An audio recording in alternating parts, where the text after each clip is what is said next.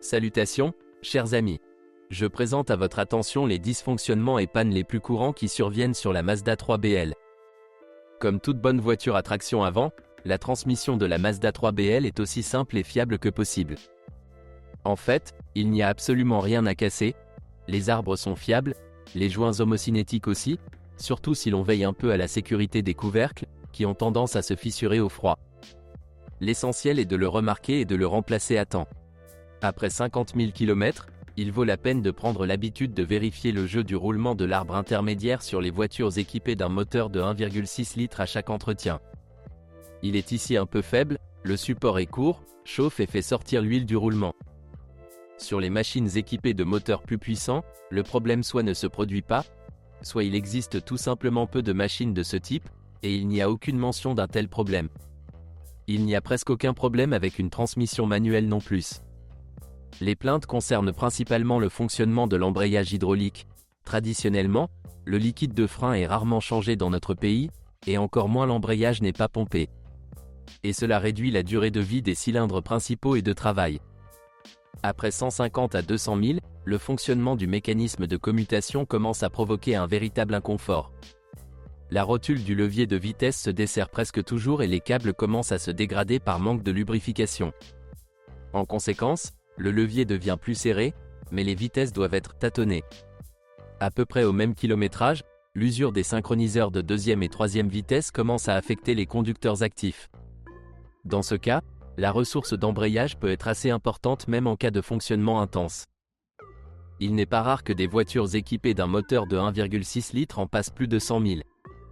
Les voitures européennes équipées d'un moteur de 1,6 litres sont équipées de l'ancienne et familière transmission automatique.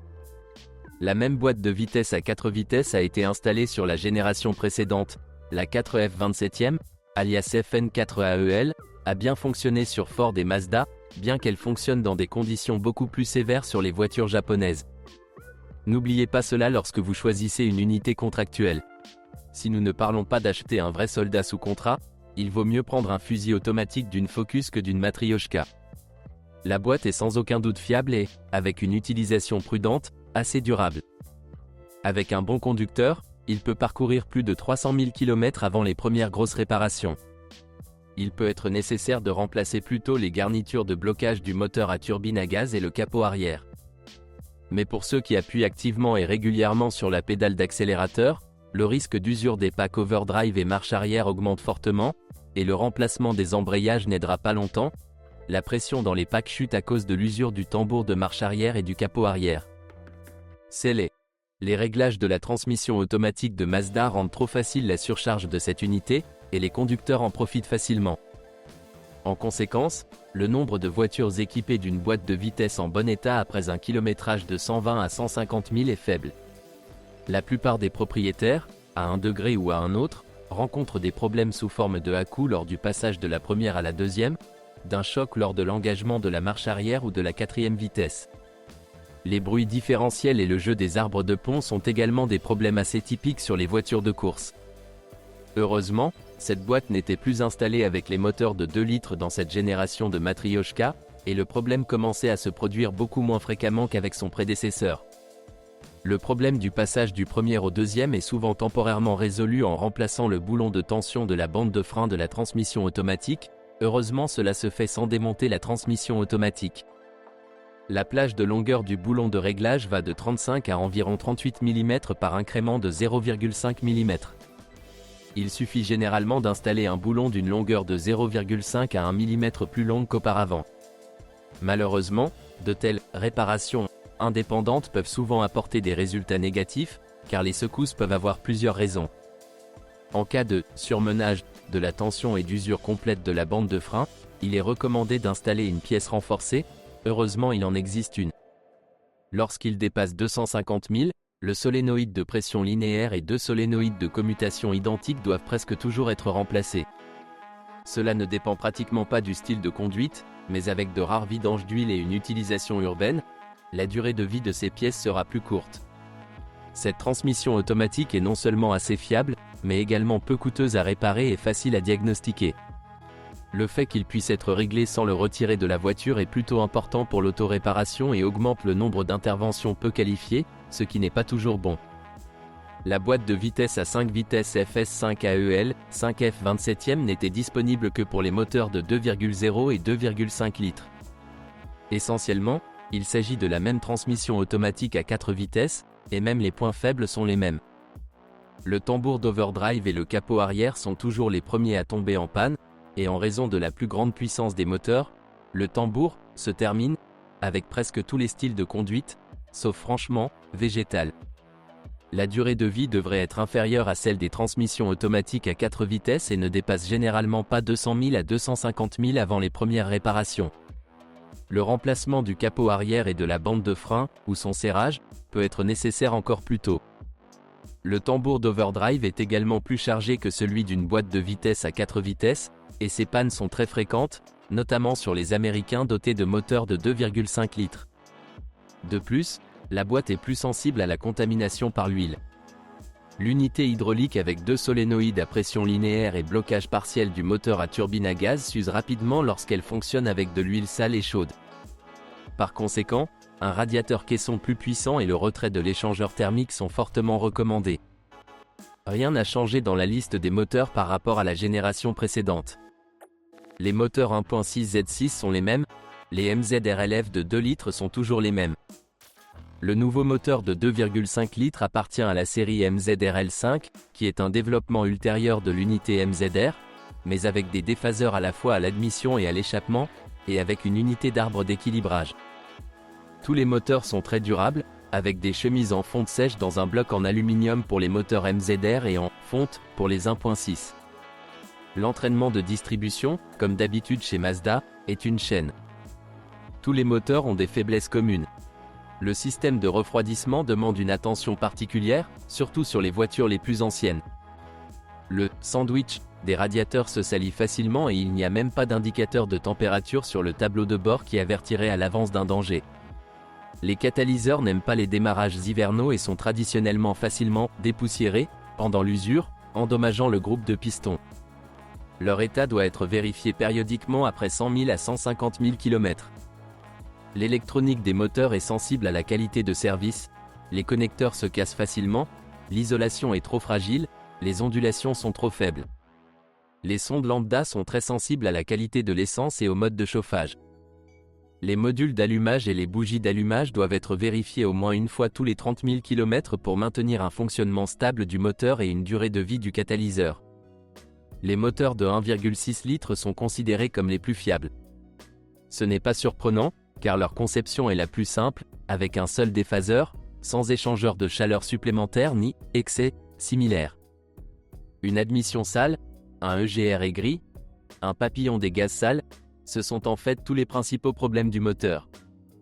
La chaîne couvrira au moins 120 000 km, et pour les gens soignés, 2 fois plus. Il n'y a pas de compensateurs hydrauliques.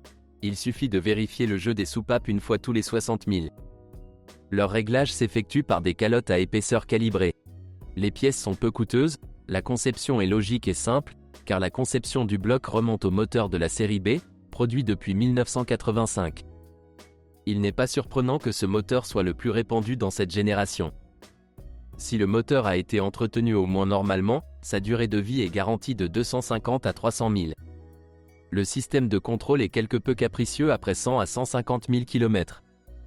Vous devez surveiller les lambdas, le papillon et les capteurs, et dès les premiers signes de dysfonctionnement, d'augmentation de la consommation, de fonctionnement irrégulier et de mauvais démarrage, remplacer les composants, sans épargner aucune dépense pour des neufs.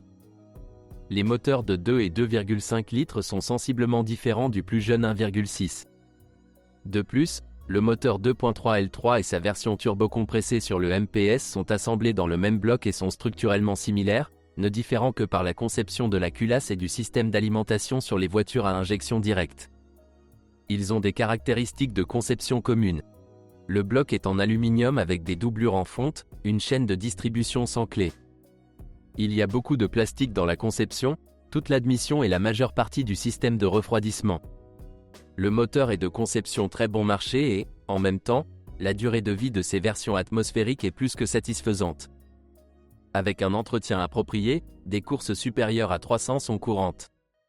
Certes, il existe de nombreux moteurs mineurs et moins compliqués avec les moteurs séculaires de ces séries. Le collecteur d'admission avec amortisseur doit être vérifié pour les fuites, en particulier en cas de surchauffe, et la fonctionnalité des amortisseurs qu'il contient doit être vérifiée. Le thermostat est de mauvaise conception et a tendance à se bloquer en position fermée, ce qui est bien sûr très mauvais. Les embrayages de déphaseur ont une durée de vie nettement plus courte que la chaîne de distribution et les amortisseurs, et après 120 000 à 150 000 km, ils peuvent cogner non seulement lors d'un démarrage à froid, mais également lors d'un démarrage à chaud. Le tendeur de chaîne contient généralement le même montant. Il y a au moins quelques points faibles supplémentaires dans le système de refroidissement, l'échangeur de chaleur sous le filtre à huile, le boîtier du tuyau LF9415117Z, qui après 50 000 km peut présenter des surprises, et l'échangeur de chaleur de transmission automatique dans le radiateur, qui devrait être régulièrement vérifié pour détecter les fuites dans les canalisations. Cela vaut la peine de l'éteindre à temps ou simplement de le remplacer au préalable par un radiateur externe supplémentaire de la box. Les fuites d'huile à travers le couvre-culasse, les bouchons d'arbre à cames et les joints d'étanchéité sont monnaie courante après des centaines de milliers de kilomètres. Cependant, un moteur atmosphérique de 2 litres peut parcourir un demi-million de kilomètres ou plus entre de bonnes mains sans remplacer le groupe de pistons ni même réparer la culasse. Les moteurs turbocompressés ne peuvent pas gérer cela. Pour eux, une ressource de plus de 200 000 km est déjà énorme, mais pour des unités bien puissantes, c'est un résultat louable. De plus, ces moteurs n'ont pratiquement aucun problème de chemise, de soupape ou de coquefaction prématurée des pistons. Comme vous pouvez l'imaginer, plus de puissance se fera au prix de coûts de maintenance plus élevés. Mais ce n'est pas en vain, la ressource de ce moteur n'est pas inférieure à celle de l'ancienne fonte, et la puissance est sensiblement plus grande. Il n'y a absolument aucune raison d'avoir peur des moteurs atmosphériques de 2 et 2,5 litres. Eh bien, si vous trouvez soudainement un MPS européen rare dans cet organe, il est peu probable que vous pensiez à la ressource. L'inconvénient traditionnellement cité sous la forme du manque de taille de réparation et de la disponibilité de blocs de grenaille à vendre n'est en fait pas si terrible. Le groupe de pistons des moteurs à essence ne s'use pas trop. S'il n'y a pas de problème d'alimentation électrique et que le kilométrage est faible, le piston endommagé peut simplement être remplacé. Séparément, des pistons de plusieurs groupes de taille sont disponibles à la vente. La chemise peut être alésée pour s'adapter aux groupes de pistons non originaux existants, ceux-ci sont disponibles dans le commerce, ou être remplacés. Le prix d'un bloc de grenaille par rapport au coût d'un piston neuf et du travail n'est pas trop élevé. Les moteurs diesel sont rares en Russie. Le billet de 3 roubles est propulsé par des moteurs PSA, bien connus des voitures Ford. Ils sont loin d'être idéaux, avec une durée de vie pas très longue, des chemises de vilebrequin surchargées et des pistons grillés. Cependant, ils sont très populaires et demandés en Europe. Heureusement, nous ne trouvons pas de voitures avec eux à vendre ici. Ce sont toutes les informations sur les problèmes de la Mazda 3BL. Si vous en savez plus ou n'êtes pas d'accord avec ce que vous avez entendu, je vous attends dans les commentaires.